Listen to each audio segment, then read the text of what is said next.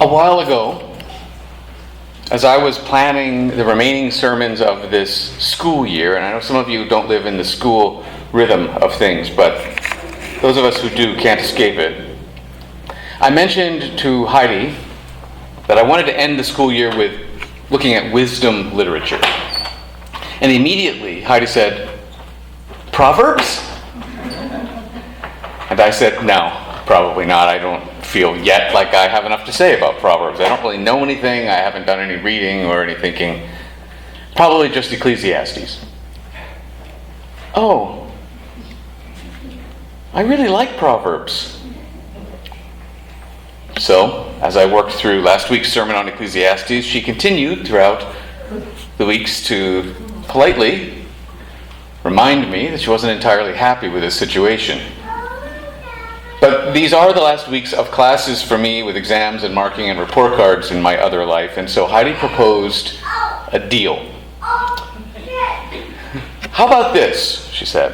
"How about I do some reading and some note-taking, and I prepare you a tentative outline for a sermon on Proverbs. And then you could take the material and you could fashion it as you wish. What do you think?" So I accepted as if I had a choice. And typical Heidi, in addition to the commentaries we already have around the house, she checked out many books from the Greater Victoria Public Library, from the UVic Library, and they're now all around our house with sticky notes hanging out of them. And by the time I finished marking the Calculus 12 final exam this week, there was on my desk a rough outline of this morning's sermon. So if you're happy with the sermon today, thank Heidi. And if you are not happy, blame me for not using her material well, because the material she came up with is really interesting, and if that doesn't come through, that's on me, that's not on her. So last week, all I mentioned about Proverbs was that it's about everyday things, typically. About the details of life, not about big questions like why do good people suffer, or how shall we think about death. And while that's true, the reality of Proverbs is a bit messier than that, which seems like always the case. Life's always more complex than our neat, tidy formulas. The book of Proverbs is cobbled together from somewhere between 6 and 9 different sources, at least. And these sections all have different poetic forms, different voices, and even different theological themes, if they have any theology at all. And so, appropriately, this sermon will be like Proverbs, with different sections, different styles, different themes, and hopefully, like with the book of Proverbs, hopefully by the time we're through, you'll have the sense that it does all hang together somehow. But let's begin by zooming way out and thinking not about the book of Proverbs uppercase, but just what are Proverbs lowercase. And what they are, it turns out, is just a particular type of folklore. Every culture or community builds up its own folklore. Folk tales, fairy tales, myths and legends, riddles and jokes, and proverbs, which are short sayings designed to be memorable and used to pass on knowledge from person to person and from generation to generation. So let's think about think about Proverbs, we need to first think about folklore. And I just want to tell you a quick little folk tale from the country of Turkey. And it features a funny little wise man who's been invited to a grand banquet.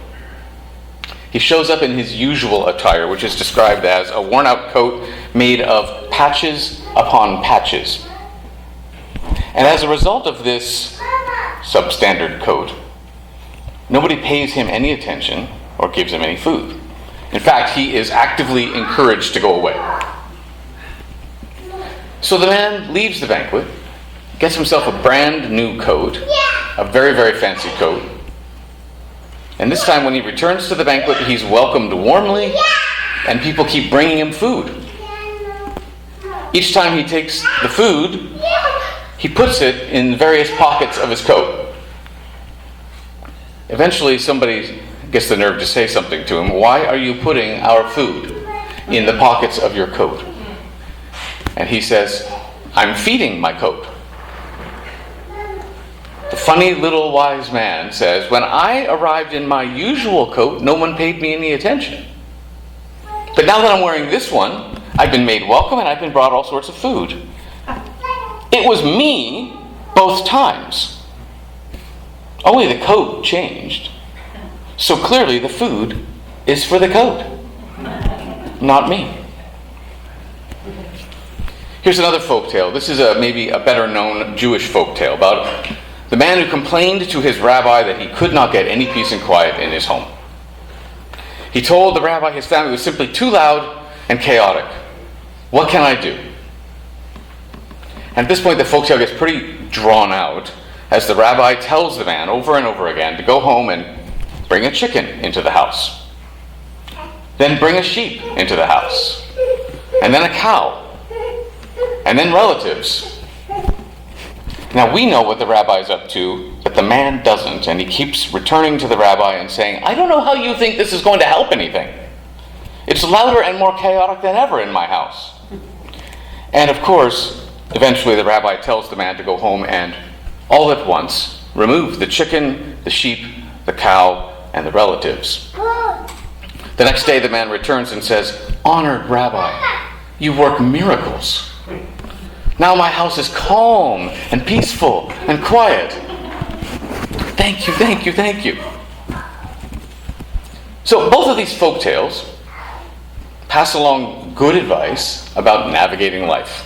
That's what they're for. Don't judge people by their clothes. Remember that peace and quiet are sometimes more a matter of perspective than fact. And Proverbs do the same kind of thing, but in much shorter forms. We have proverbs in our culture. Don't judge a book by its cover. Which is a lot like don't judge a man by his coat. The early bird gets the worm. We could go on. There are so many things like this. And sometimes shortness of proverbs is taken to an extreme. There's a traditional Chinese form of proverb that limits you to only 4 Chinese characters. That's like using only 4 words. But even though they're short, they carry a lot of meaning. For example, there's one with these 4 Chinese characters. Melon, field, plum, under. Is it doing much for you? So you might read it like melon field, under plums. How's that? No? Okay.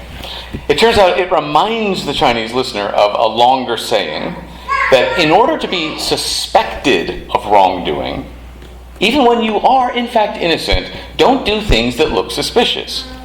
Don't adjust your shoes in the middle of a melon field. What does it look like you're doing? Stealing the melons. Don't tidy up your hat under a plum tree. It looks like you're filling your hat with plums. You're innocent, but in both cases you look like you're stealing. Melon field under plums. Proverbs are everywhere. They are found in all cultures, in all places, and there are even visual proverbs with no words at all. In the 1500s, the painter Peter Bruegel the Elder, decided to paint a picture with as many literal visual references to traditional Dutch proverbs as he could possibly fit into one painting. There it is. It's pretty cluttered.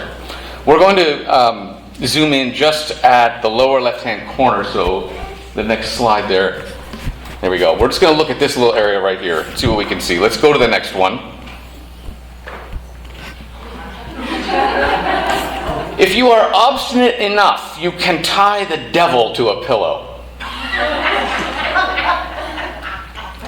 By the way, if you know any Dutch people, just that proverb alone sort of tells you all you need to know.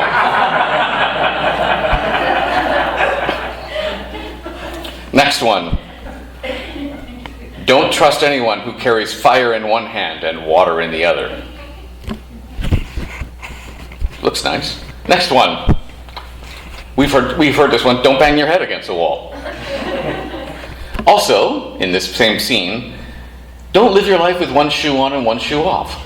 live a balanced life. Like, you're going to lose your balance if you don't keep things right. I don't know what the knife is about. It's probably about some other Dutch proverb. In fact, the next slide brings us back to the whole painting, and there have been so far over 120 Dutch proverbs identified as being represented in this one painting. But they also know, these scholars know, that there are more. It's clear that there's something going on, and they don't have a record of what the proverb is from centuries ago. And that's good. Thank you. And who are these scholars studying these paintings and studying proverbs? They're called paramiologists. They work in the field of paramiology, which is the study of proverbs. It's an academic field of study, and it's interesting to track culture and language, of course, but it turns out there are other sort of spin-off benefits. For example, paramiologists are helping child psychologists track the growth of abstract thinking in children. As children start to understand the proverb, that means that they're capable of understanding abstract thinking. And so the study of proverbs has got all sorts of benefits, all sorts of interesting. There's a lot going on in a field of study I knew nothing about.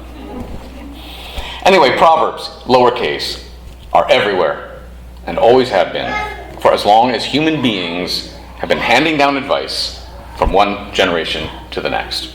So that's the big picture. Let's zoom in at uppercase Proverbs. That's the book that's in our Bible. And it's no surprise that ancient Hebrew culture also had its own proverbs. All cultures do. And they were eventually collected, and they were put into the book we now have in the Bible.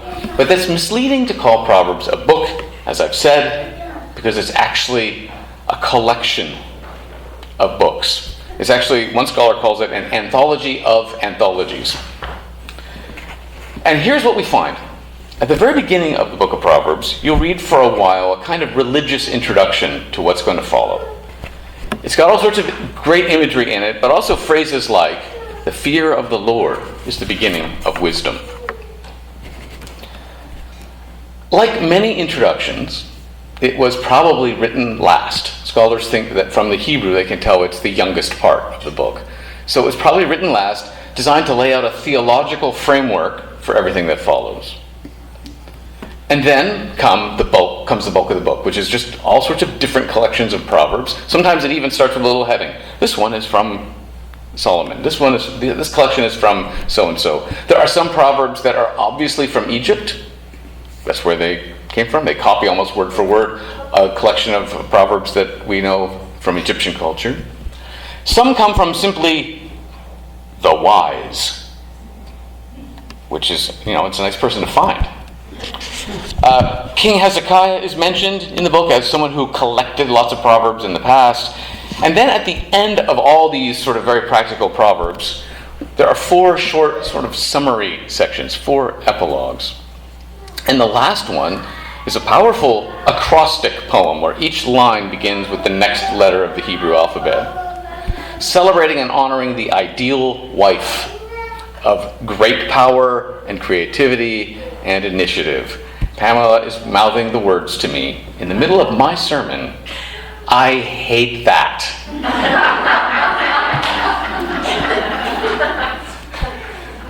We're going to come back to that hatred. Yes. You're not alone, turns out. I would just like to point out that this Proverbs 31 woman at the very end is nowhere close to the stereotypical meek, submissive wife. If anything, it's the reverse. Since her husband, if he's mentioned at all, like when he's mentioned, which is very rarely, he's either just benefiting from her amazingness, or he's just praising her for her amazingness. He's just like this background character.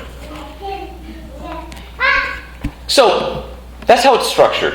What's in it? What's in the book of Proverbs? And Heidi, when she was talking to me about what she found, said something that I found really helpful. She described the book of Proverbs as something like a village square. It's public. It's not particularly a religious place. It's filled with all sorts of characters interacting with each other and learning from each other. And just like in a village square, there are some characters to be admired and imitated, and there are some characters who just serve as cautionary tales. They're the bad examples that if you can look at them, you might just possibly avoid learning a lesson the hard way. In Proverbs, we meet a woman named Wisdom. She's proclaiming good advice in the village square, and she's serving out meat and wine. We meet another woman named Folly, or Foolishness. She's only offering stolen water. Is there anything worse than stolen water? You want some water? Is this stolen?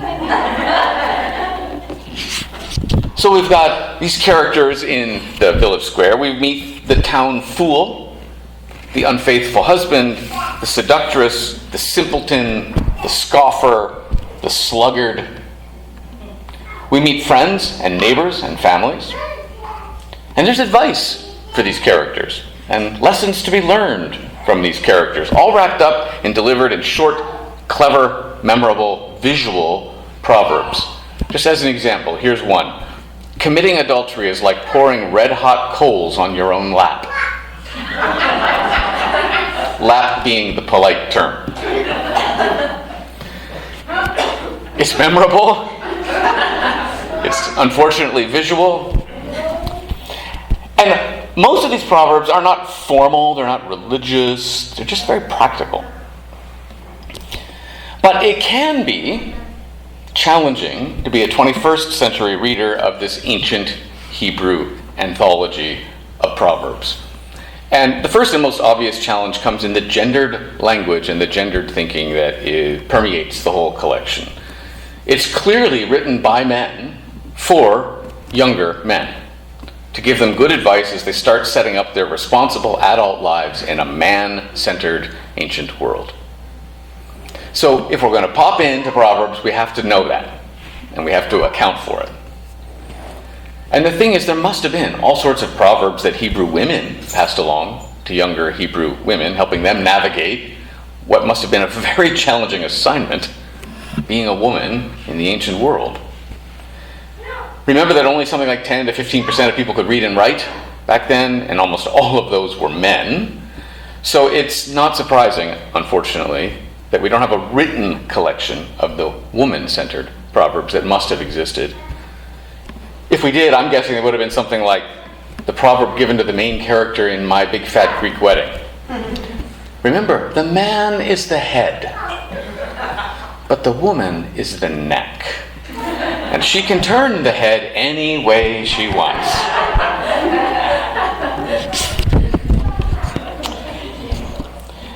Another challenge for us is that women are in the book of Proverbs sometimes, not always, but sometimes in uncomfortably negative imagery, where we see women portrayed as either seductresses or shrews.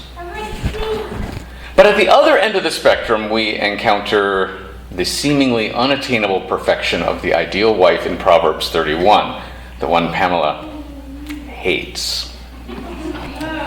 And this too can be a pitfall. Heidi says that the Proverbs 31 women, and I guess Pamela is seconding this motion, has caused a lot of trauma. She's held up as the ultimate example of Christian womanhood, especially in the roles of wife and mother. Heidi says, reading about the woman who, quote, rises before her household, unquote, gives you a sense of total failure if your spouse is actually the one who got up first and made you coffee. You haven't even gotten out of bed and you have failed. The Proverbs 31 woman does everything right. She's a multitasker. She's wealthy. She cleans the house. She's an entrepreneur. She's a seamstress. She is perfectly efficient and productive.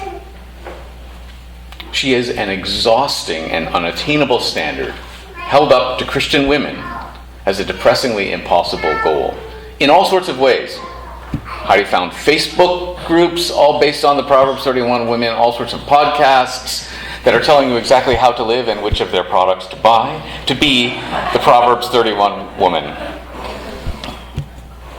We'll come back to her. Yet another difficulty for us with the book of Proverbs is the presence of physical punishment for children, which was, of course, in the ancient world and well beyond the ancient world, for the most part, uncritically accepted as just part of parenthood and childhood. So that's in there, but if we read it and replace it with the idea of discipline, then perhaps that will help.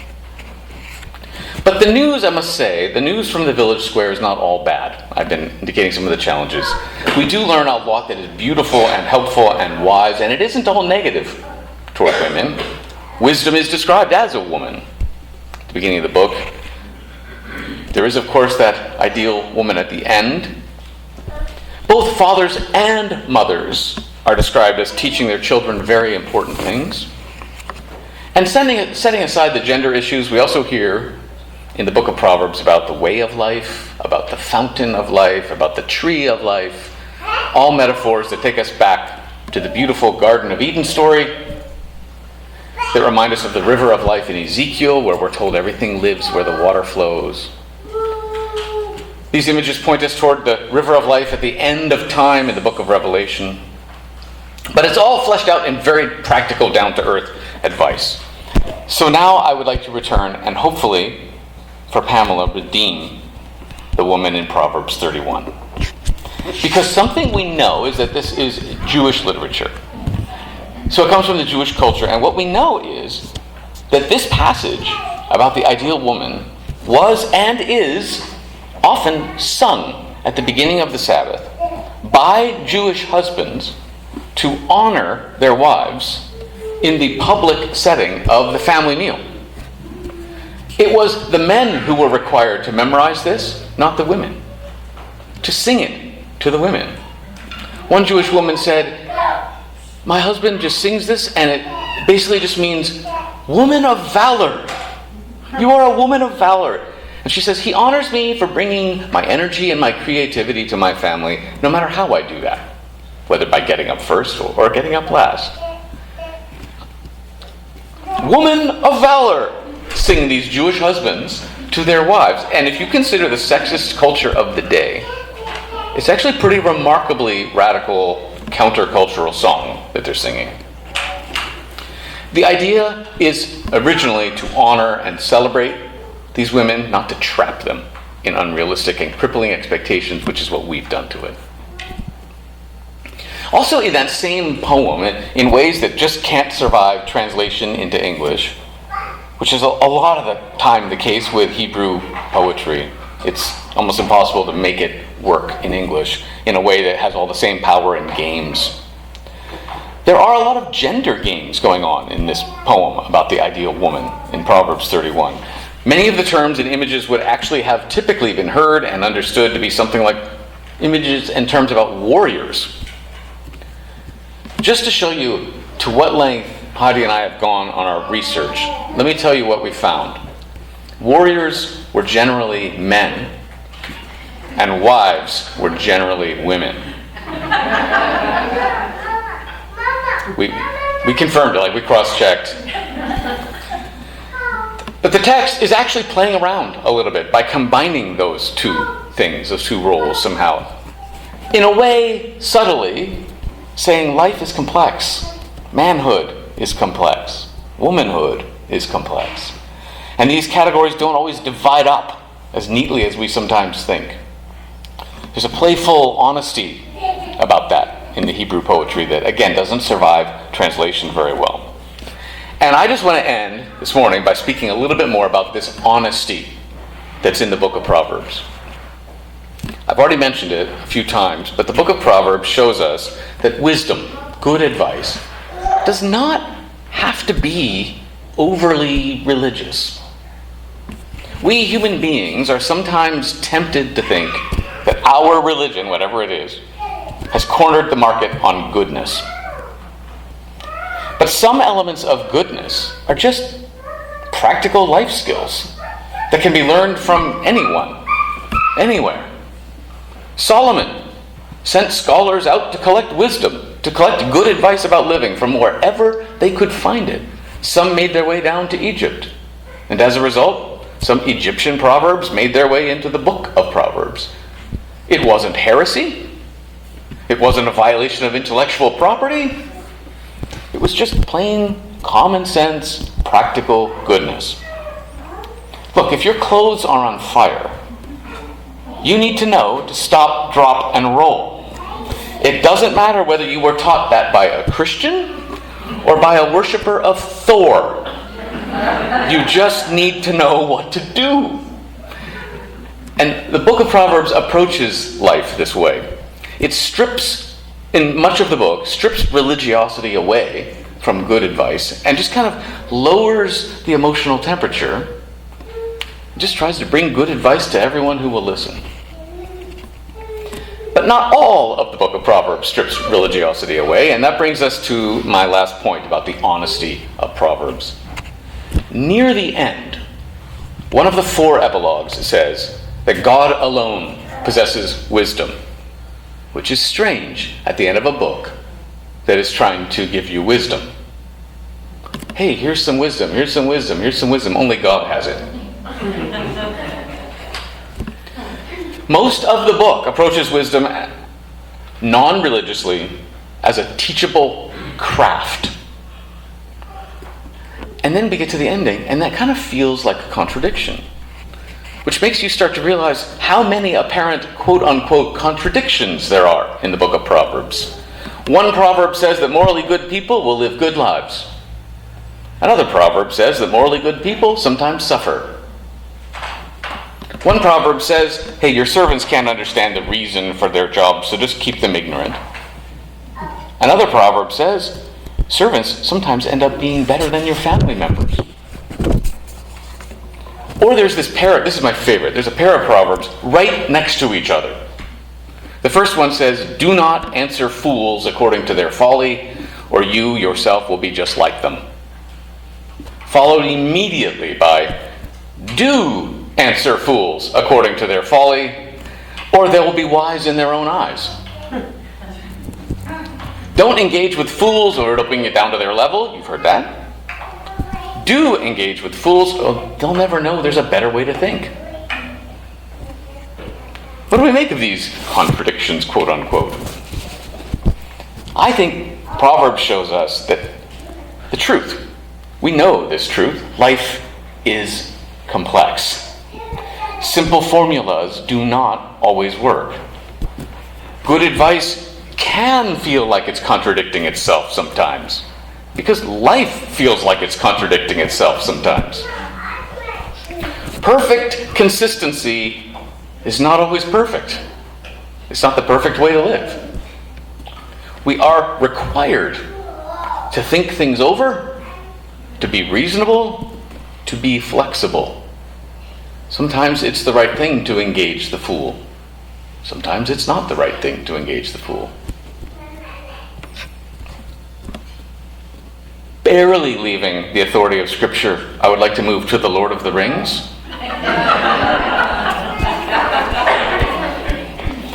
In which the wise character Gildor says, seldom give unguarded advice. And I think this is what Proverbs is doing with these contradictions. This is like, I'm giving you this advice, but think about it. You got to think about it. Use your discretion. Seldom give unguarded advice, says Gildor, for advice is a dangerous gift. Even from the wise to the wise, it's a dangerous gift, and all courses may run ill. Not that encouraging.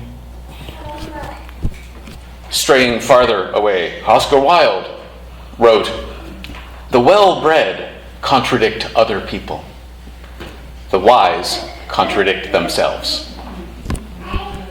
Life is complex, and Proverbs embraces that.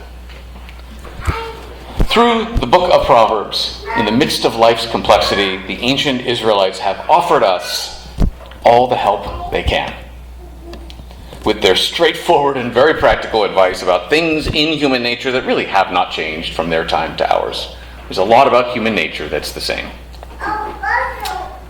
They have helped us with their honesty about the complexity of life. Complexity that does leave us confused and frustrated at times. They have helped us with their honest separation of good advice from pompous religiosity. And even though that they've stripped away religiosity often, they also remind us that God is the fountain of all wisdom, and that all of their struggle and ours, all of the good advice, is in the context of a greater story in which we can ultimately find meaning and joy. So, there's a lot of different things, and hopefully they hang together there.